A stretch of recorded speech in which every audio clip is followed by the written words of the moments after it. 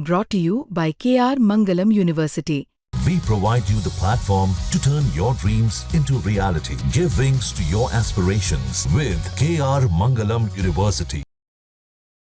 सोनम रघुवंशी ने उत्तर प्रदेश को ही क्यों चुना सरेंडर करने के लिए? सोनम रघुवंशी किसी चूहे की तरह बिल से बाहर निकलकर उसने सरेंडर करने का फैसला क्यों किया? उसका सही जवाब आज सबके सामने हम बताएंगे, क्योंकि ऐसी जानकारी निकलकर सामने आई है जो सबसे अहम जानकारी है, सबसे टर्निंग पॉइंट साबित होगा इस केस का कि किस तरीके से वो अपने प्रेमी के साथ लगातार कांटेक्ट में थी और किस तरीके से उसका प्रेमी समझा रहा था कि तुम्हें किस तरीके की ऑस्कर लेवल एक्टिंग करनी है जब भी कोई पुलिस वाला तुम्हारे करीब आएगा। और शायद इसीलिए वो चुपचाप शिलोंग से गाजीपुर आ जाती है। सबसे बड़ा सवाल कि वो शिलोंग से गाजीपुर कैसे आई, बिल्कुल एक्सक्लूसिव जानकारी है। बताएंगे कि वो कौन सी ट्रेन पकड़कर और क्यों गाजीपुर आना ही उन्हें मुनासिब समझा और उसके पीछे जो असली वजह है सुनेंगे तो आपको अजीब लगेगा, लेकिन यही एक सच्चाई है 24 से 25 साल की उस लड़की की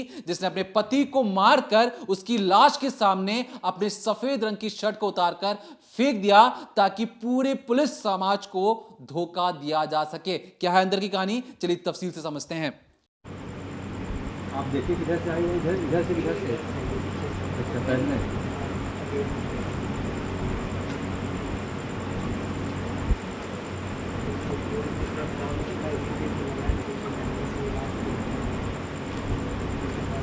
राजा रघुवंशी का केस जिस तरीके से उलझा हुआ था, अब मेघालय पुलिस की तारीफ करनी बनती है। किस तरीके से एक एक करके, समय ज़रूर लगा लेकिन उन्होंने राजा को भी ढूंढा, उन्होंने सोनम को भी ढूंढा और मोटिव, वजह भी पता लगा लिया कि आखिर क्यों राजा रघुवंशी की हत्या की गई और आखिरकार कातिल है तो है कौन। और इस पूरी वारदात को सुलझाने में सबसे अहम किरदार साबित हुआ अल्बर्ट नाम का वो गाइड जो इनको नौगरियाट हिल्स की तरफ, उस डबल डेकर ब्रिज की तरफ लेकर जा रहा था और जिसने 3 लोगों की बात पुलिस को बताई और कहा कि वो हिंदी में बात कर रहे थे। लेकिन इस शातिर बीवी के दिमाग को डिकोड करने के लिए आपको सिलसिलेवार तरीके से टाइमलाइन समझनी पड़ेगी और वो पूरी कहानी जाननी होगी। मैं फटाफट करके आपको एक एक करके पूरी टाइमलाइन समझाने की कोशिश करती हूँ। देखिए, पिछले साल 2024 में इन दोनों परिवारों की तरफ से एक पत्रिका निकाली जाती है, क्योंकि जो रघुवंशी समाज है इंदौर में जितने लोग रहते हैं वो अपने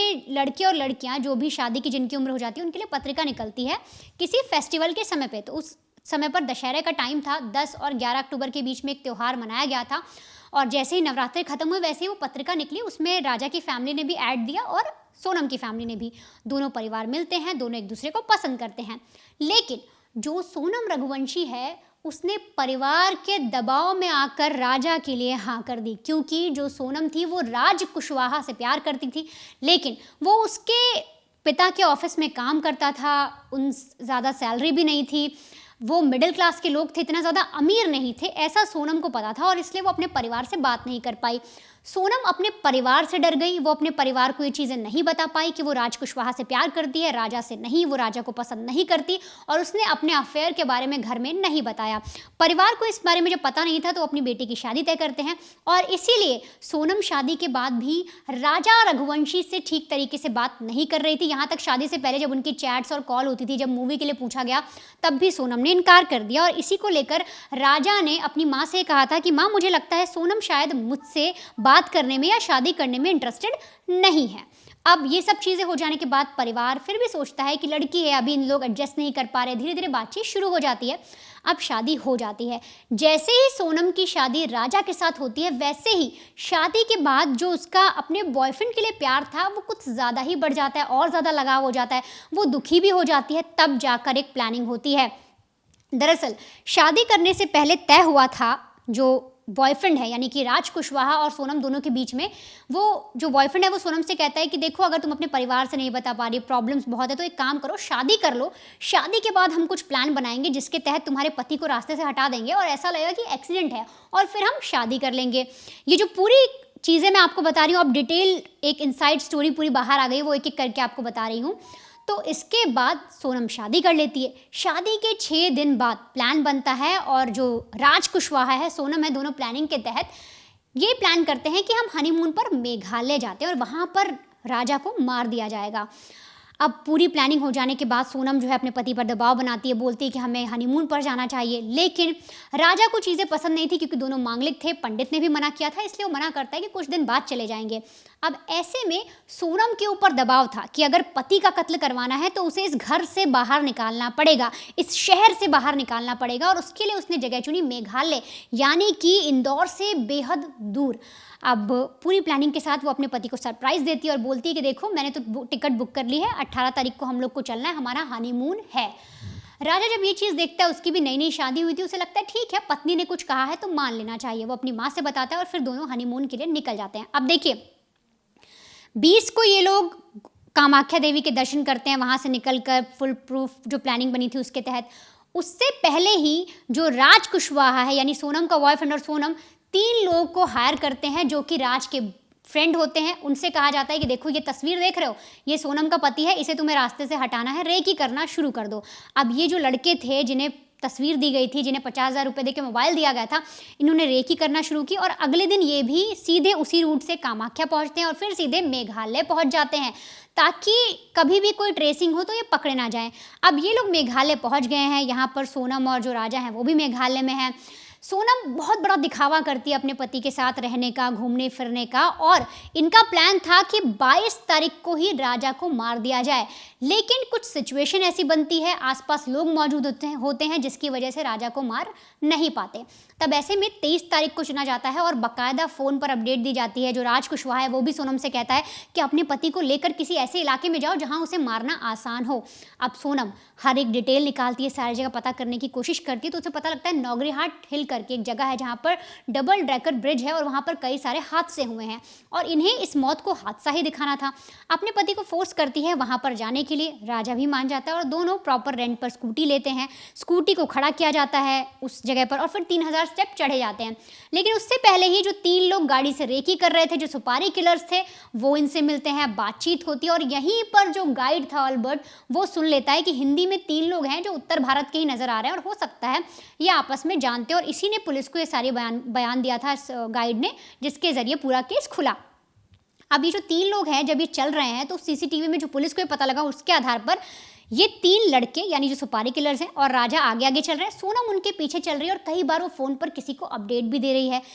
इतना सब हो जाने के बाद उस जगह पर पहुंचा जाता है, उस खाई के पास जहां पर लोग नहीं मौजूद थे। सोनम इशारा करती है और उसके बाद इनके हाथ में जो हथियार था, जो हत्यारे थे, वो सोनम के पति यानी राजा रघुवंशी के सिर के पीछे, सिर के आगे वार करते हैं, उसके गले पर वार करते हैं और फिर उसे धक्का दे दिया जाता है। और अपनी आंखों के सामने अपने ही पति को मरता हुआ देख रही थी सोनम। सोनम के इशारे पर ही हर एक कदम उठाया गया और फिर फुल प्रूफ प्लानिंग के साथ सोनम अपना वाइट शर्ट उतारती है, उस लाश के कुछ दूर पर रख देती है ताकि पुलिस को गुमराह किया जा सके। रेनकोट भी रख देती है, उस पर कुछ हद तक मिट्टी और धब्बे भी लगा देती है ताकि पुलिस उसी में गोल गोल घूमती रहे और सोनम का कुछ पता ना चले। अब इतना सब हो जाने के बाद जैसे ही कत्ल हो जाता है 23 तारीख को ही जो ये लड़के थे, जो सुपारी किलर्स थे, ये ट्रेन के ज़रिए पहले गुवाहाटी आते हैं, वहाँ से फिर बनारस पहुँचते हैं, फिर एक बिहार जाता है और ऐसे करते करते ये लोग वापस इंदौर पहुँचते हैं। अब बारी आती है सोनम की,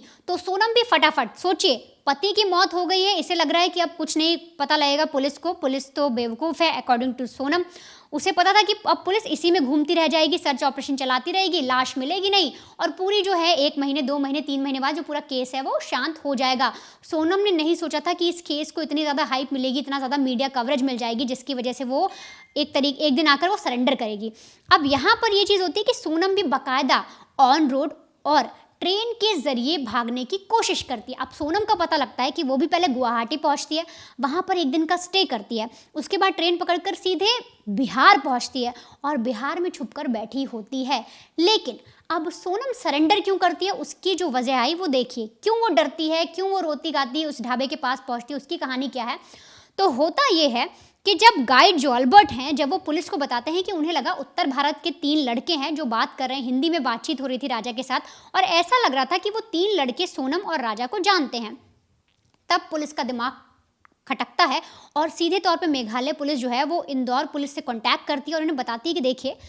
हमें यहाँ पर जो भी हमने CDR निकाला, जो फ़ोन टैप किया, जो ट्रेसिंग की, उसके आधार पे पता लगा है कि इस लोकेशन से इंदौर पर उसी पर्टिकुलर टाइम में 23 तारीख को जो मर्डर का बताया जा रहा है कि इस तारीख को हो सकता है, या उसी जो हमें CCTV फुटेज मिला है सोनम और राजा का, उसी के आसपास के इलाके में हमें ऐसा दिख रहा है कि इंदौर में कई बार कॉल किया गया है और नंबर ये है। अब इंदौर पुलिस भी, क्योंकि इस केस में सभी लगे हुए थे, दोनों राज्यों की पुलिस लगी हुई थी, तो इधर उस नंबर को जब ट्रेस करते तो पता लगता है राजा कुशवाहा नाम का नंबर है। इंदौर पुलिस को पता लगता है। सीधे तौर पर इंदौर पुलिस जाकर राजा को उठाती है, उससे पूछताछ करती है, तो कहानी पूरी तरीके से घूम जाती है। अब राजा पकड़ा गया, इधर जो और लोग थे, जो बाकी 3 सुपारी किलर्स थे, एक एक करके बिहार से, वो भी पकड़े जाते, जो भागे भागे फिर रहे थे, इंदौर में ही छुपे हुए थे। वो जब पकड़े गए और ये सारी खबर सोशल मीडिया पर आ रही है, टीवी पर आ रही है, और जो सोनम है वो ऐसे कोई पढ़ी लिखी लड़की, अपने पिता के कंपनी में HR थी, और वो जब ये सारी चीज़ें देख रही थी तो उसका दिमाग सटकता है। उसे समझ में आता है कि आज नहीं तो कल वो भी पकड़ी जाएगी, और इसीलिए बाकायदा वो प्लान करती है कि अब मैं प्लान B एक्टिवेट करती हूँ और सीधे तौर पर जाकर सरेंडर करती हूँ,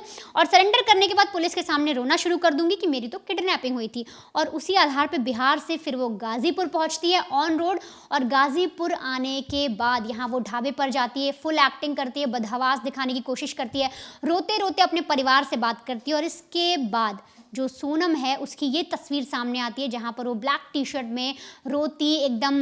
बेहोश और बदहवास टाइप दिख रही है। लेकिन